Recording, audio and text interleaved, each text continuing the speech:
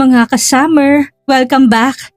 Grabing pagpabago ang naganap sa buhay ni Jess at ni Santiago.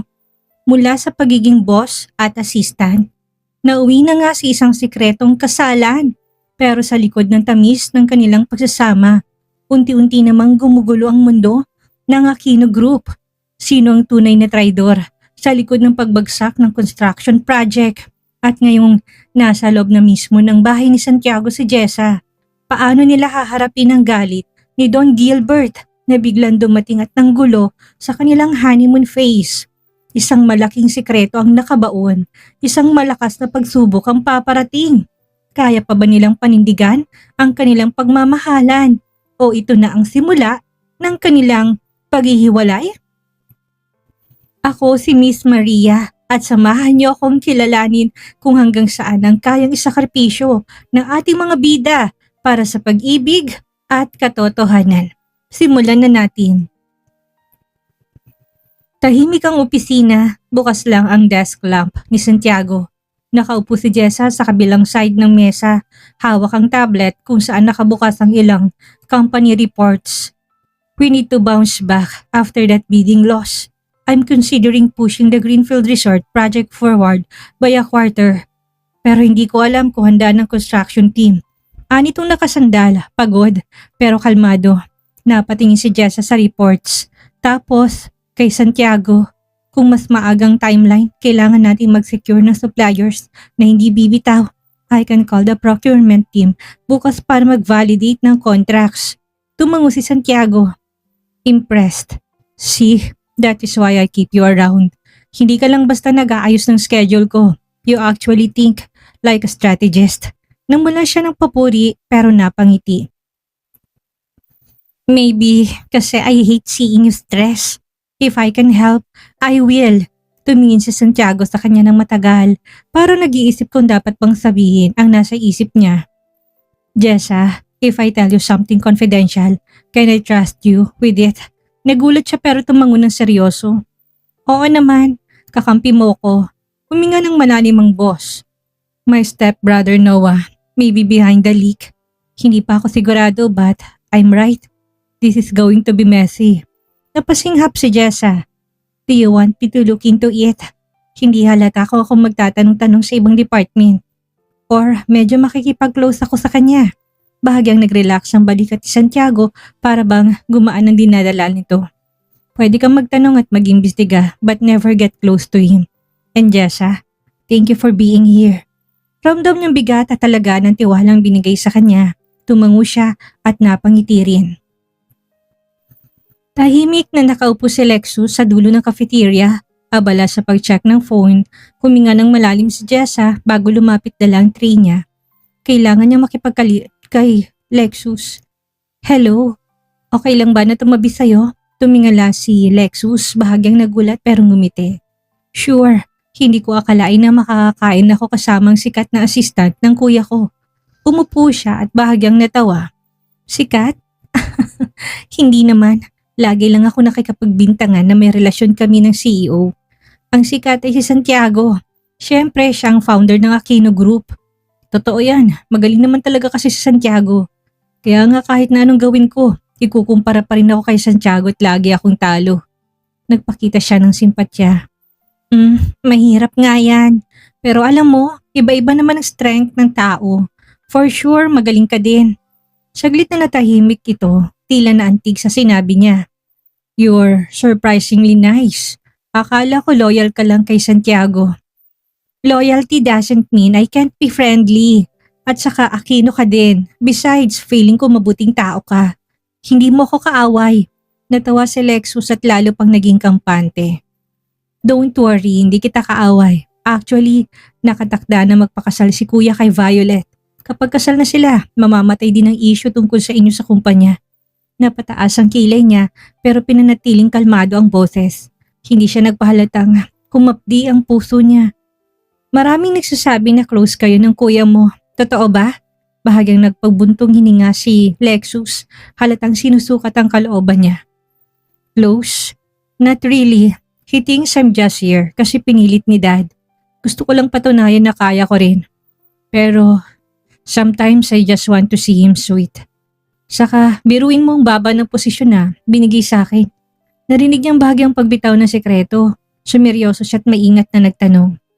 Do you mean like leaking the bid prices? Kasi ang daming rumors na ikaw ang nasa likod. Pero huwag kang mag-alala, hindi ko sasabihin kay Santiago.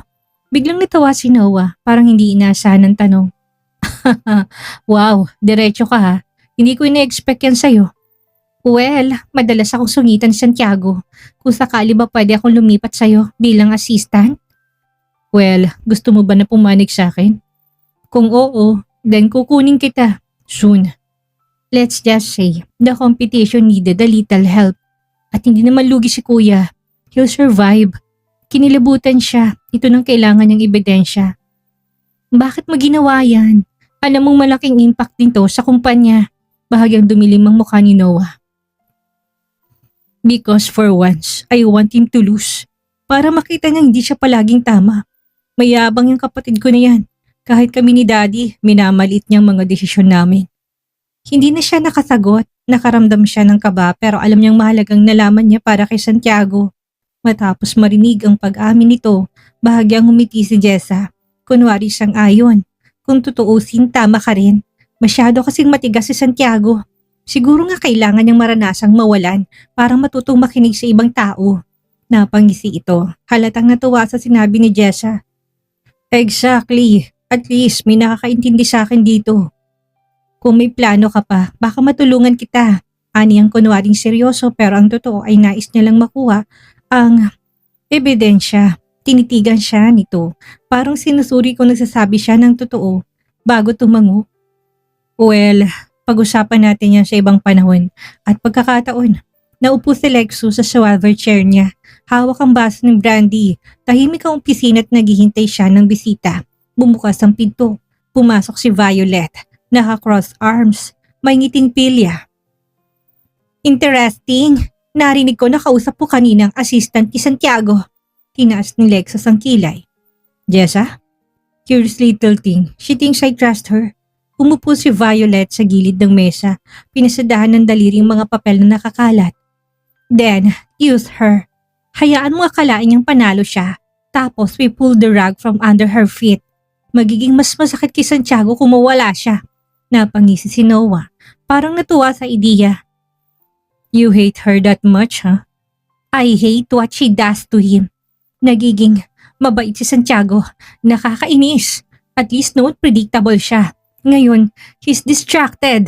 Uminom ng brandy si Lexus at bahagyang tumango. Fine. Pero kung gagalawin natin ang secretary ni Kuya, we have to be smart. Ayoko makahalatang kapatid ko. Lumapit si Violet, halos nakadikit na sa kanya. Then, let me handle it. Ikaw ang gumawa ng gulo sa kumpanya. Ako ang sisira sa mundo ni Jessa. Nagtagpo ang mga mata nila, parehong puno ng galit at determinasyon. Deal, but make sure it hurts. Gusto kong makita kung paano mawawasak ang tiwala ni Kuya sa kanya. Tumango si Violet, nakangiti na parang nanalo sa laban. Amoy semento at bakal ang paligid. Si Jesse naroon upang i-check ang site report na iniwan ng project engineer. Nagpilit siyang bisitahin ng site, baka makakita siya ng ebidensya. Bigla siyang napansin ng kakaibang kulay at amoy ng bagong dating na cement mix. Kinuha niyang sample at inamoy, parang sobrang malabnaw. Dating construction worker ang ama niya at madalas siyang isama noon. Bakit parang diluted? Hindi ganitong quality ng in-order ng Aquino Group. Lumapit ang isang worker. Ma'am, kahapon lang po ito dumating. Sabi sa amin halo na lang daw. Urgent daw ang schedule. Sumimangot siya, kinuha ang delivery slip at napansin ang supplier name. Isang hindi kilalang kontraktor. Hindi ito accredited supplier natin. Bakit basta niya nalang tinanggap? Biglang bumagsak ang tunog ng bakal mula sa kabilang bahagi ng site. May malakas na kalabog. Ma'am, yung support beam ng parking structure. Nagmadali silang lahat. Nakita ni Jessa ang malalim na bitak sa kalahati ng itinayo nilang parking structure. Tumigil muna sa trabaho. Ilabas ang lahat ng tao bago pa may masaktan. Inilabas niya ang phone at tinawagan si Santiago. Ilang oras ang lumipas at nakabalik na siya sa Aquino Group. Mainit ang ulo ni Santiago. Galit na galit habang hawak ang report at ang mga litrato ng bitak sa structure. Nakapalibot ang ilang investors, board members at media representatives. Santiago, paano nangyari to? We trusted Aquino Group's reputation, anang isang investor. This is a PR disaster. Our shares dropped 5% this morning. Susog ng isa pa. Pinagpapawisan si Santiago habang sumasagot sa mga tanong. We have halted construction effective immediately. We will investigate this and hold those responsible accountable. Gagawin kong lahat upang makabawi ang Aquino Group, ani Santiago. Kinagabihan ay tila walang balak na umuwi si Santiago. Nakamasid lang si Jessa habang naglalakad pa ikot ang boss sa opisina. If you didn't insist on going to the site, baka hindi natin nalaman agad. You save us. Pero napakalaking damage nito sa kumpanya. But still, butin lang at walang nasaktang tao. Kung hindi mas malaking iskandalo.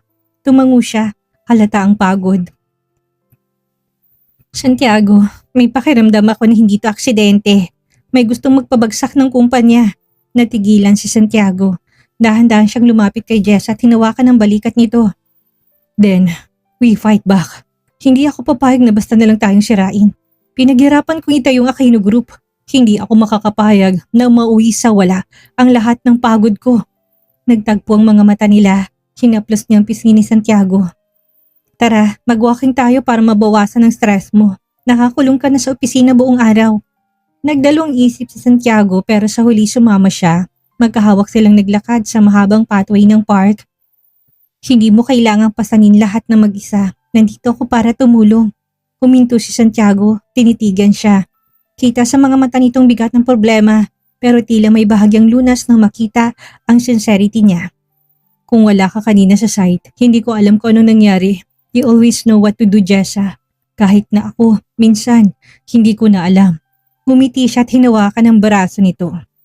Hindi ako perfect, Santiago, pero gusto kong maging pahinga mo kapag pagod ka. Nandito ako palagi kapag kailangan mo. Tahimik na sandali. Sa wakas, bahagyang napangiti si Santiago, tinila siya papalapit. Ipinatong ang baba sa kanyang ulo. Don't leave me, Jessa. Niyakap niya ito pabalik. Ramdam niyang bigat ng lahat ng dinadala nito at sa simpleng lakad at yakap na yun, parang bumigat lalong konsensya niya sa lihim na itinatago kay Santiago. Sasabihin din niya sa ibang pagkakataon, naging determinado din siya na protektahan ng kumpanyang mahal ni Santiago. Naglalakad sila at parehong tahimik sa una. Gusto niyang magpasaya kaya nagsimula siyang mag-joke. Santi, alam mo ba kung bakit hindi pumapasok ang keyboard sa school? Ha? Bakit? Kunot noong tanong nito. Kasi takot siya sa test. Joke ba yan? Hindi ko gets. Anitong natatawang naiiling. Pero natawa ka, you're ridiculous. Pero sige, bigyan mo ako ng isa pang joke. Natuwa siya at biglang nag-knock-knock joke. Knock-knock. Who's there? Olive. Olive who? Olive you. Ani yung sabay turo kay Santiago at nagbigay ng heart sign sa magkabilang kamay. Anong Olive you? Anitong nagkakamot ng ulo. I love you. Ay, humihinang sense of humor mo. Nagulat si Santiago pero natawa ng mas malakas. Wait, do you love me? Namula siya. Wala ah. Wala akong sinabing ganyan. Isa pa, knock-knock. Pag-iiba niya ng usapan. Who's there? Harry. Harry who? Hurry up and kiss me. Napahinto si Santiago. Nakatiking sa kanya na parang hindi makapaniwala sa kakornihan niya. Jessa, that's illegal. You can't just say that. Hahalikan talaga kita dito. Pareho silang natawa ng malakas kaya hindi nila kaagad napansin na paparating si Lizette, ang chismosa nilang office mate. Nang makita niya to, agad siyang kumapit kay Santiago. Oh no, si Lizette nasa kaliwang side at mukhang kukunin ng cellphone sa bag para i-video tayo. Kailangan matakasan natin siya. Pagbilang ko ng 3, takbo tayo. 1, 2, 3. Agad silang tumakbo palayo, tawa ng tawa, parang mga batang nahuli na may ginagawang kalokohan. Tumakbo sila hanggang sa makarating sa isang saradong tindahan sa gilid ng park at doon sila nagkubli. Hingal na hingal siya. Si Santiago naman nakasandal sa pader, hawak ang balakang. Kung nakita tayo ni Lizette, bukas headline na tayo sa buong kumpanya. Aniya, nagkatitigan sila, parehong nakatawa pa rin. Unti-unting lumambot ang tawa ni Santiago at naging isang mainit na titig. Walang sabi-sabing hinila siya ng boss papalapit. Mahigpit siya nitong iyakap at tinalikan sa labi. Unay gulat siya pero kagad siyang napapikit at gumanti. Sa sandaling yon parang silang lang dalawang tao sa mundo. Hinawakan ni Santiago magkabilang pisngi niya, dahan-dahang hinaplos. Hindi na lang to kasunduan para sa akin. Hindi lang kita empleyado, Jessa. I'm so attached to you. It scares me. Napalunok siya. Magpakasal na tayo. Parang nahulog ang panga niya, nalaki ang mata niya at hindi makapagsalita agad. Ano? Santiago? Seryoso ka ba? Hindi makapaniwalang tanong ni Jessa. Tumango ito, walang kurap ang mga mata. Hawak pa rin ang mukha niya. Mas seryoso pa ako kaysa sa kahit na anong board meeting na napuntahan ko. Gusto kong malaman mo, you're the one I want to wake up next to every day. Nanginig ang kamay niya, hindi alam kung matutuwa o matatakot. Santiago, hindi ko alam kung handa ako. Siguraduhin mo din muna kasi ibang usapan ng kasal. Magkaibang katayuan natin sa buhay. Saka baka nabibigla ka lang. Niyakap ni Santiago. Lalo siyang kinain ng konsensya dahil hindi pa niya nasasabing nangyari sa bar. Hindi maprosesong utak niya ang nakakakilig at bigla ang proposal. Tahimik siyang hawak ang kamay ni Santiago pero baka sa mukhang pag-alinlangan. Jessa, pakinggan mo ko. Kahit na secret marriage muna, to follow na lang ang granding kasal. Basta ikaw ang kasama ko. Sapat na sa akin. Napalunok siya, ramdam ang bilis ng tibok ng puso niya. Please, say yes. Pasensya na wala akong dalang singsing. Biglaan kasi but I'm sure of my feelings. Ano bang feelings mo? Buong tapang niyang tanong. I like you. A lot. Ikaw ang gusto kong kasama. Araw-araw. Medyo dismayado siya sa nadinig. Pero ano bang ini-expect niya? Sasabihin nito na mahal siya? At least gusto siya nito at inaalok pa ng kasal. Kapag nagtagal pa, matututunan din siya nitong mahalin. Kumakabog ang dibdib niya. Sigurado siya sa damdamin para sa boss. Dahan-dahan siyang tumango. Sige, pumapayag ako. Kumikislap ang mga mata ni Santiago at napangiti ito ng maluwag para bang naalisan na napalaking bigat. Hinila siya nito papalapit, niyakap ng mahigpit at tinilikan sa noo. Hindi mo alam kung gaano ko kasaya ngayon kapag naayos ng mga problema sa kumpanya, saka tayo magpapakasal sa simbahan. Tumango siya. Handa siyang makipagsapalaran para kay Santiago. Magkahawak kamay sina Jess at Santiago habang tinitingnan ang mga singsing sa loob ng glass display. Hindi maalis ang kaba sa dibdib niya habang ang boss naman ay seryosong pumipili. Gusto ko yung bagay sa'yo. Simple pero elegant. Tulad mo. Nang mula siya at tumango na lang, pinili ni Santiago isang gold wedding ring na may maliit na diamond sa gitna. Perfect choice, sir. Ang ganda po niyan. Limited edition po yan. Anong stuff. Para siyang lumulutang sa kawalan. Parang panaginip na ikakasal siya sa CEO ng Aquino Group. Diretso sila sa kakilalang judge ni Santiago. Tahimik na nakaupo sila sa harap ng mesa ng judge habang binabasa nitong marriage contract. Naroon din ang dalawang witness na empleyado ng korte. Kung handa na kayo, pirmahan ninyong dokumento. Kumapit si Santiago sa kamay niya bago sila parehong pumirma. Habang sinusulat niyang pangalan niya, ramdam niyang bigat ng bawat letra. Matapos ang pirmahan, ngumiti ang judge. Congratulations, Mr. and Mrs. Aquino. Napangiti siya kay Santiago. May kislap ang mga mata nito. Punong-puno ng kasiyahan. Simula ngayon, asawa na kita. Walang makakapagpahiwalay sa atin. Ngumiti siya kahit ang daming agam-agam sa dibdib. Mahal niya si Santiago. Yun ang pinakamahalaga. Tahimik ang buong bahay nang dumating sila. Habang papasok, hawak pa rin ni Santiago ang kamay niya na parang ayaw bitawan. Grabe, kanina lang boss kita. Ngayon asawa na kita. Napangiti si Santiago. Hinila siya papasok sa living room kung saan nakahanda ng maliit na mesa na may wine at mga pagkain. Magmula ngayon ay aalagaan kita at poprotektahan bilang asawa ko. Nag-init ang mukha niya. Umupo sila at nag-toast gamit ang wine glasses. Cheers para sa ating bagong kasal. Anitong tinaas ang wine glass. Para sa atin, aniya. Uminom sila at pagkatapos ay tumayo si Santiago. Nilapag ang baso at dahan-dahan siyang nilapitan. Asawa na kita, Jessa. Pwede na kitang halikan kahit saan, kahit kailan. Hindi na siya nakasagot na hagkan siya nito. Mas malambing, mas mabagal kaysa dati. Legal na sila. Ramdam niyang titig nito. Bago pa ako hindi makapagpigil, hiwain na muna natin ang cake. Nagtawanan sila habang binubuksan ang maliit na cake na binili ni Santiago. Sinubuan nilang isa't isa, nagbibiruan na parang bagong kasal sila na nagtatago sa buong mundo. Sa gitna ng tawanan, napahinto siya, tinitigan lang si Santiago. Hindi ko pa rin ma-process. Asawa na kita, hindi lang boss. Hinalikan siya ni Santiago sa noo. Sanayin mo ng sarili mo. Mrs. Jessa Mayakino. Anitong kinintalan siya ng halik sa labi. Hinila siya nito papasok sa kwarto nito. Pagpasok niya, napaawang ang labi niya, lahat ng gamit niya. Mga damit, gamit sa banyo, at maging mga paborito niyang unan ay neatly arranged na sa silid ni Santiago. Santiago, bakit nandito sa kwarto mong lahat ng gamit ko? Ani ang napamulagat. Hindi na bagay na sa guest room ka natutulog. Mag-asawa na tayo, Jessa. Dapat dito ka na sa tabi ko. Ramdam niyang mabilis sa pagtibok ng puso niya. Para siyang kinikilig pero kinakabahan din. Paano kung hindi ka makatulog? Baka hindi ka sanay na makikatabi. Umupo si Santiago sa kama at hinila siya papalapit. Sasanayan ko ang sarili ko. Starting tonight, dito ka na laging matutulog. Naligo siya sa banyo, nagkuskus mabuti ng katawan at unang gabi nila bilang mag-asawa. Nakapajama na siya, nahiga sa dulo ng kama na parang hindi mapakali. Si Santiago naman tahimik na nagbabasa ng report sa tablet. Biglang binaba nitong tablet, tumagilid paharap sa kanya at hinila siya papalapit. Santiago, halika na dito, ang bango naman ng asawa ko, ang sarap kainin. Anito na may pilong ngiti sa labi. Nagtagpong kanilang mga mata bago dahan-dahan siyang inilikan ni Santiago. Mas mabagal, mas matagal, mas puno ng emosyon kaysa dati. Para bang pinaparamdam nito sa kanya na ligtas siya at mahalaga. Habang yumayakap siya ng mahigpit, hindi niya na napigilang mapangiti sa gitna ng halik. Hindi ako makapaniwala na asawa na kita, Santi. Panaginip lamang bang lahat ng ito? Hinalikan ulit siya nito sa noo. Hindi to panaginip, Jessa, at simula pa lang ito ng masayang pagsasama natin.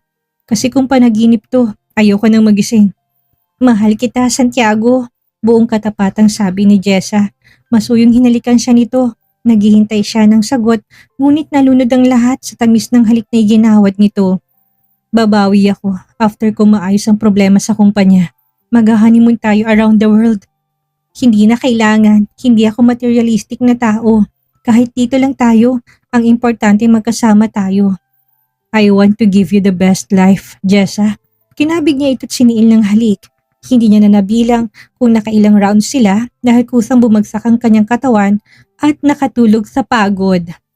Dahan-dahan nagmulat ng mata si Jessa. Ang unang nakita niya ay ang maamong mukha ni Santiago na mahimbing na natutulog sa tabi niya. Mapayapang anyo nito, para bang hindi itong CEO na palaging under pressure. Napangiti siya, dahan-dahan niyang inabot ang buhok nito at hinawi mula sa noo. Nagmulat ng mata si Santiago, nahuli siya sa akto. Good morning. Bago pa siya makasagot, hinalikan siya ni Santiago. Biglang may kumatok ng malakas. Santiago, kailangan nating mag-usap. Tinig ni Don Gilbert. Nagulat siya at mabilis na bumangon. Diyos ko, nandito palang daddy mo. Anong sasabihin natin? Mabilis siyang nagpunta sa banyo, halos madapa sa pagmamadali. Samantala, tumayo si Santiago. Bahakiyang binuksan ng pinto at sumungaw.